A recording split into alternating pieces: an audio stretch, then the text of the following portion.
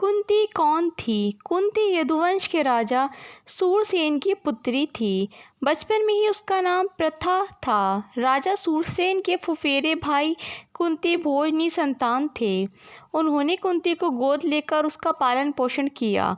एक बार कुंती ने अपने यहाँ पधारे हुए ऋषि दुर्वासा की ऐसी सेवा की कि उन्होंने प्रसन्न होकर उसे वरदान मांगने को कहा।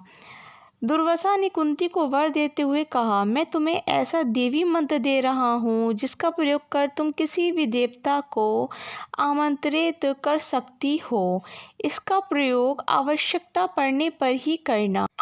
कुंती ने कौमार्य अवस्था में कौतूहलवश प्रकृति के तेजस्वी देवता सूर्य का ध्यान किया। वरदान के अनुरूप उसने सूर्य जैसे तेजस्वी बालक को जन्म दिया। लोक अपवाद के भय से एकांत साधना का बहाना बनाकर वह 1 वर्ष महल में कैद रही।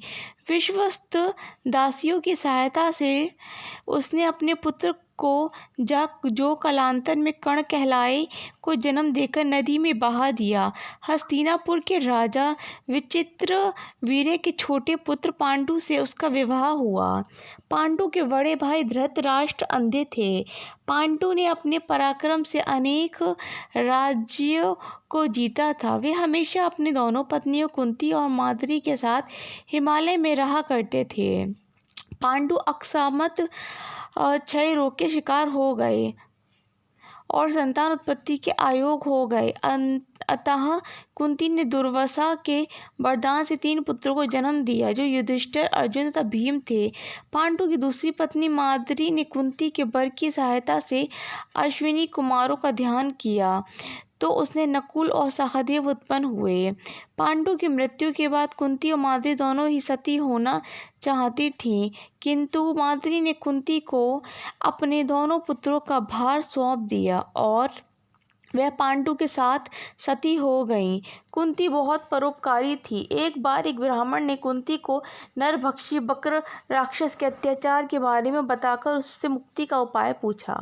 कुंती ने भीम को उस राक्षस का संहार करने को भेजा और शक्तिशाली भीम ने उस राक्षस को मार डाला।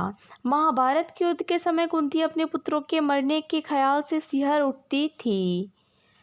उसने कृष्ण की सहायता से दुर्योधन को संधि प्रस्ताव भेजा था ताकि युद्ध ही ना हो, किंतु दुर्योधन ने उसे ठुकरा दिया था।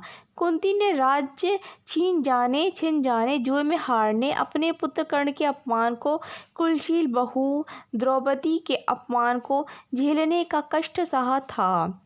कुंती ने भी द्रौपदी के अपमान का प्रतिशोध लेने हुए पांडवों से कहा था। कौरवों द्वारा लक्षागृह में आग लगाए जाने पर किसी तरह उसने तथा 5 पांडवों ने अपनी जान बचाई थी। कुंती ने अनजाने में ही अपनी बहू द्रौपदी को 5 पांडवों की पत्नी बनने के वचन से बांध दिया था। कुंती पुत्र होकर भी कर्ण जीवन भर लोक निंदा के भय से अपमान और दुख सहता रहा। अपने पुत्र कर्ण की अपमानजनक दशा को देखकर कुंती भी बहुत रोती थी। लोक निंदा के भय से उसने जन्मजात कवच और सोने का कुंडल धारण किए हुए कर्ण को अंत तक अपना पुत्र न कह पाने की पीड़ा भी झेली। कर्ण के समक्ष 5 पांडवों की प्राण रक्षा की भीख मांगकर पुत्रों के प्रति अपने स्नेह को प्रकट किया। उसने युद्ध प्रारंभ होने से पहले ही कर्ण से 5 पुत्रों की प्राण रक्षा करने का वचन मांगा था। इसके बदले में उसने कर्ण को एक अभिशापित जीवन दिया। यह अपराध बोध जीवन भर उसे सताता रहा। महाभारत के युद्ध में पांडवों की विजय के बाद उन्हें जब हस्तिनापुर का राज्य मिला, तब कुंती 15 वर्षों तक राजमाता के रूप में सुख भोग कर गांधारी धृतराष्ट्र के साथ वन को चली गईं। जाने से पूर्व उसने द्रौपदी के सम्मान की हर समय रक्षा करने का वचन तथा दुर्भाग्यशाली पुत्र कर्ण की मृत्यु के बाद प्रत्येक वर्ष उसके श्राद्ध कर्म को विधिवत करते रहने का पांडवों से वचन लिया और वनवास का कष्ट सहते हुए वैराग्य की साधना पूर्ण कर अपनी प्राण आहुति अग्नि देवता को समर्पित कर दी। उपसंहार। कुंती का संपूर्ण जीवन विसंगतियों से भरा पड़ा था। अनजाने में सूर्य आवाहन कर उसने सूर्यपुत्र कर्ण को जन्म तो दिया, किंतु उसे पुत्र ना कह सकी। कर्ण अभिशप्त जीवन जीता रहा। कर्ण को अभिशप्त जीवन जीते देखकर इसी पीड़ा में आजीवन घुलती रही। अपने समस्त पुत्रों के बदले में कर्ण का बलिदान उसके लिए बहुत कष्टदायक था।